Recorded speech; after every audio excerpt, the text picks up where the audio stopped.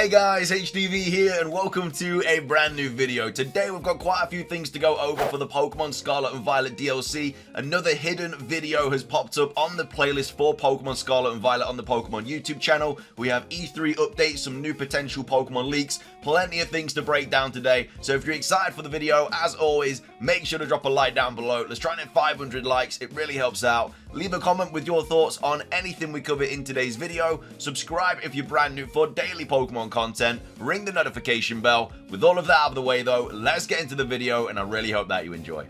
So, starting things off, let's take a look at this new potential Pokemon Scarlet and Violet DLC trailer. So this was tweeted out by Amy at Japan, saying before the Nintendo Direct, there were 2 privated videos in the playlist. And that's correct. Basically, during the Nintendo Direct, the playlist had actually been updated for the Pokemon Scarlet and Violet playlist on YouTube with 2 new private videos, which is why we were like, oh my god, we might actually get some news in the Nintendo Direct. And lo and behold, we did. We got a new gameplay trailer, all was good. However, though, there is still another hidden video on the Pokemon Scarlet and Violet playlist on YouTube. So now there is one private video. What is the Pokemon Company hiding? Now, straight off the bat, some people may assume it could be the Snorlax video that was posted like yesterday or something for Snorlax week, where it was literally just gameplay of Snorlax just kind of like running around in the Teal Mask DLC. But I feel like they would have already dropped that, and also that just seems like it's something that's happening in Japan, so I don't think that actually has any correlation with this hidden video. So this kind of sparks the idea that maybe we are getting another Pokemon Scarlet and Violet DLC trailer in the near future. If you go back to the Nintendo Direct, they did say that we're going to find out more information about this in the future, as well as we're going to find more information out in the future for Detective Pikachu 2.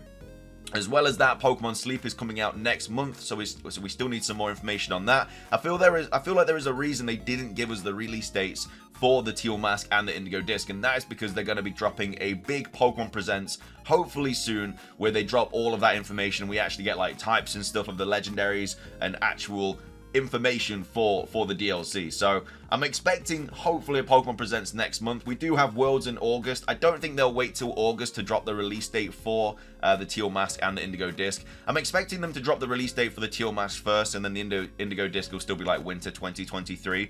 But the idea that there is still a private video on the Pokemon playlist, there's Pokemon Sleep that, again, we should be getting news for soon. Detective Pikachu 2 has now been confirmed, and you've also got the whole Pokemon Unite thing, Pokemon Masters, because we didn't get any information about that in the Nintendo Direct, so hopefully there is still a Pokemon Presents around the corner, and this just gives more information as to why that might be. So fingers crossed we do get something. I'm not expecting a Pokemon Presents in June. I think since we got the Nintendo Direct, that just kind of sorts us out for this month. But for July, I think it's anyone's game, and I think it potentially could be another month for new information, because obviously we still haven't had any like massive information. We got new characters and stuff, but a new gameplay, but that's kind of it. So yeah, hopefully we get something soon. But yeah, just wanted to quickly go over that. What do you guys think this is? Do you think this is a new DLC trailer? Do you think it is just potentially the Snorlax video? We'll have to wait and see, but let me know your thoughts on that.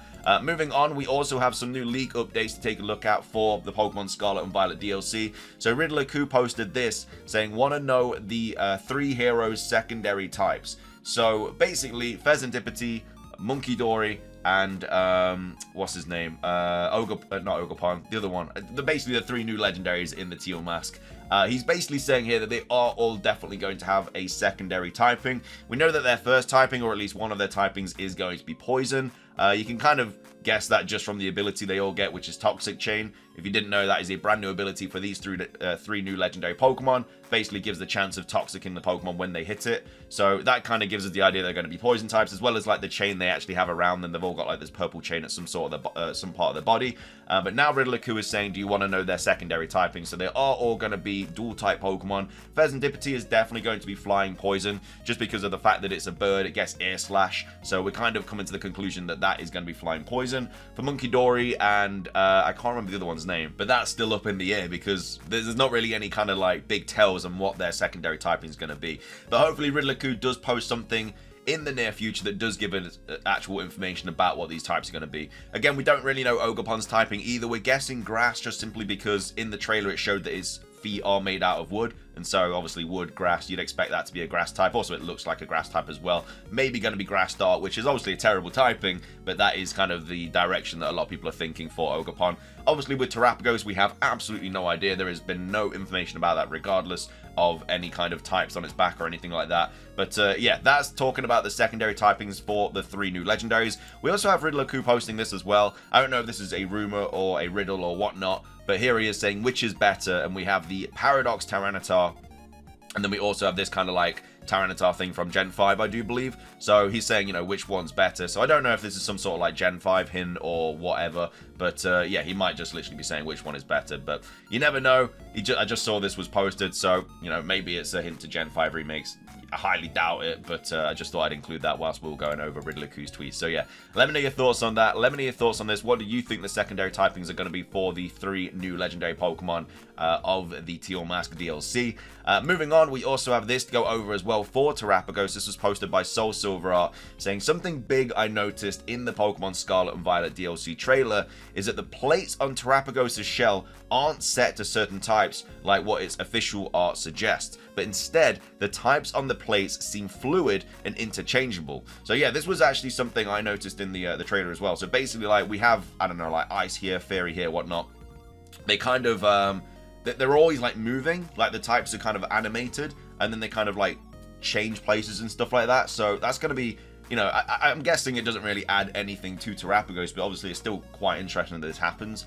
They seem to form at Tarapagos' will. Also, looking at Tarapagos in-game truly shows that it's being made of, or at least covered in, pure terrestrial infinite energy, as I've previously speculated. Its only non-energy body part seem to be its head and claws. This also makes it seem like its shell plates may have a neutral mode similar to Xerneas. We are expecting some other kind of form for Tarapagos, you know, 3rd legendary. If it is the 3rd legendaries usually have an alternate form. We've got Giratina with another form, Rayquaza has a Mega Evolution, obviously Kyurem has another form, Zygarde has another form, Necrozma has another form, etc, etc. So if this is a 3rd legendary Pokemon, which we're expecting it to be, I could see it having another form. Not in the sense that it's going to have like a dormant form and an active mode or whatever, but I think that it's going to have, you know, maybe an extra like form, like a complete form or something like that isn't related to the baby Tarapagos, but either way, we'll have to wait and see with that.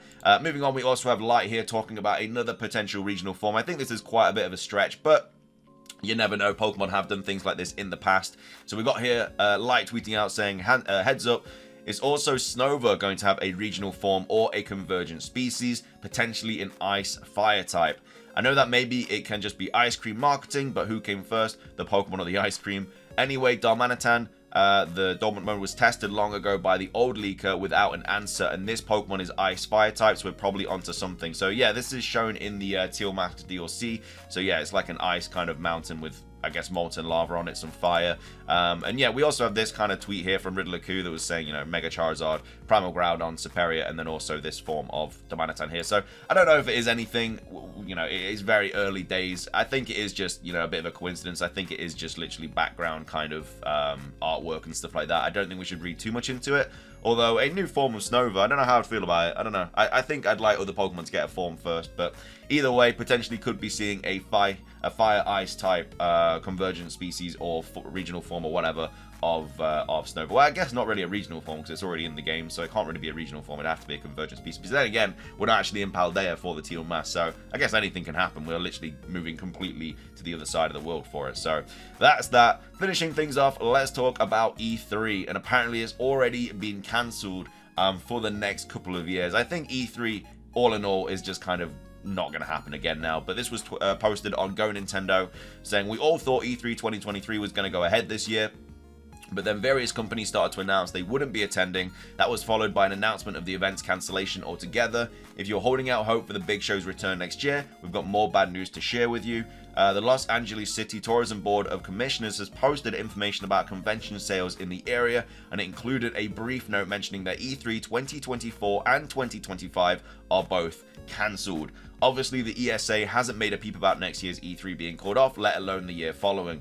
Companies are having no problem hosting their own E3 style presentations, but they end up getting spread throughout all of June. Fans have lamented the move and wish the industry would rally around E3 again, or at least some sort of a similar event. Whether that comes to fruition remains to be seen. So yeah, E3 looking like it's kind of all over now, which again, it's to be expected. You know, these big companies don't really need E3 anymore. It's literally like we've just had, you know, a few years without E3, and you know, it all seems to have gone well. So the only thing that I do miss is like E3. We usually had like Nintendo Treehouses and stuff. Like obviously we had one for Pokemon Sword and Shield, but you know, they could obviously do those as well.